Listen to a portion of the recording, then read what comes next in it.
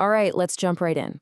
We're going back in time to ancient Corinth. But listen, don't picture the old Greek city of philosophers. Think of its later version, a booming, powerful, and frankly, pretty wild Roman colony. This place was all about wealth, status, and excess. And smack dab in the middle of it all, you have this small, brand new Christian community that's dealing with some seriously strange problems. So what's at the heart of all this drama? It's this one single phrase that's getting passed around. I have the right to do anything. Now, when the Apostle Paul writes to them, he actually throws this phrase right back in their faces, but he adds a crucial little note. You say. See, this wasn't Paul's teaching. Oh no, this was their slogan. And Paul, he's about to dismantle it. So the big question is, what on earth were they even talking about? I mean, this community was an absolute mess.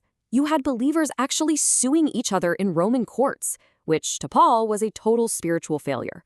Sexual immorality was everywhere, and the justification for all of it, you guessed it, that same bizarre slogan, I have the right to do anything.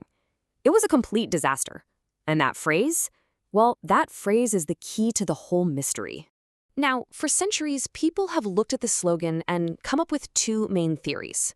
Was it just a warped idea of Christian freedom, a kind of spiritual get-out-of-jail-free card?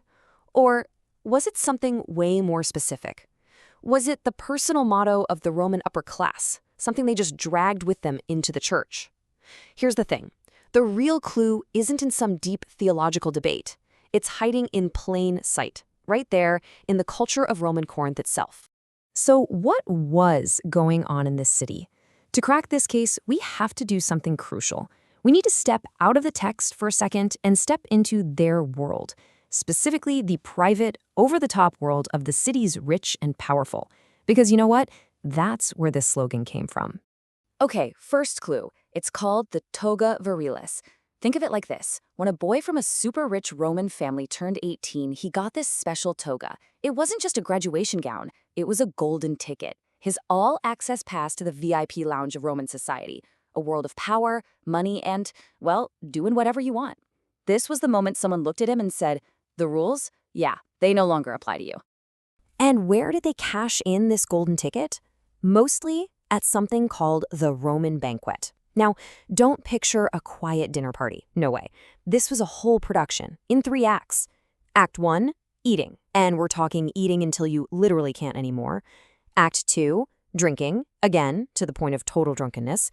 And Act 3, well, they called it lovemaking. Let's be real, it was sex with professional courtesans and concubines brought in for entertainment. And the crazy part? This was just Tuesday night for the Roman elite. It was totally normal, even celebrated. And that, right there, is where our slogan comes from. I have the right to do anything wasn't some new Christian idea gone wrong. Nope. It was the motto of the Roman 1%. It was the catchphrase of a guy who believed his social status put him above the law, above morality, above, well, everything. It was the ultimate justification for living a life with zero boundaries, and they were living it out every night at these parties. So when Paul writes back to these guys, he doesn't just send them a list of rules. He does something much bigger. He stages a head-on collision between two totally opposite ways of seeing the world. See, their Roman way of thinking basically said your body and your soul are two separate things. What you do with your body, who cares? It can't touch your real self, your soul. But Paul comes in with this revolutionary Christian idea that says, wrong, your body isn't disposable. It's sacred. In fact, it belongs to God.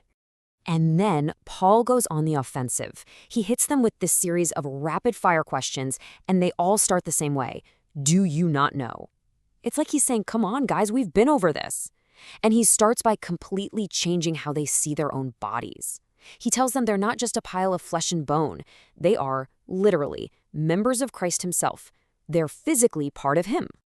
Then he zooms in, right on that third act of their banquets. He asks them, do you not know that he who unites himself with a prostitute is one with her in body?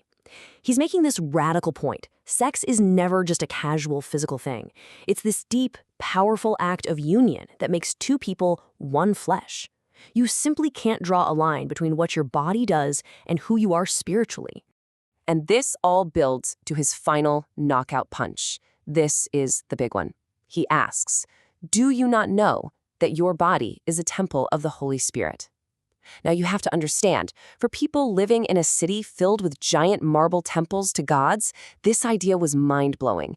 Paul is telling them their own physical body isn't a playground to do whatever they want in. It's holy ground. It's the actual place where God has decided to live. So, with just a few questions, Paul completely tears down their entire worldview. He lays out this brand new, totally radical way of thinking about being human. Your body isn't separate from your soul, it's part of Christ. Sexual union isn't trivial, it makes you one flesh. And your body, it's not yours to mess around with, it's a temple for God's Spirit.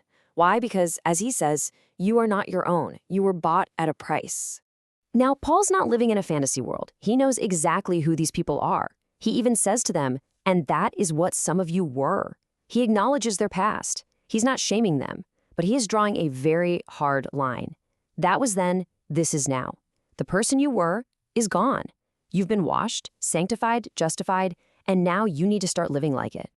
And that's really what this all boils down to. This whole mess in Corinth, it wasn't really about a list of do's and don'ts. It was a full-blown identity crisis. Who were they, really? Were they powerful Romans, defined by their status and their right to do anything? Or were they followers of Jesus, defined by the fact that their bodies were temples for God? They had to choose, because they couldn't be both. So in the end, this simple ancient slogan uncovers this massive conflict.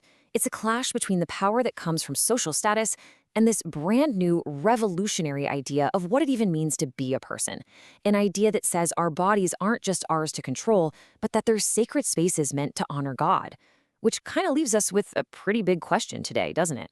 In a world that still loves to separate what we do from who we are, which identity are we choosing to live by?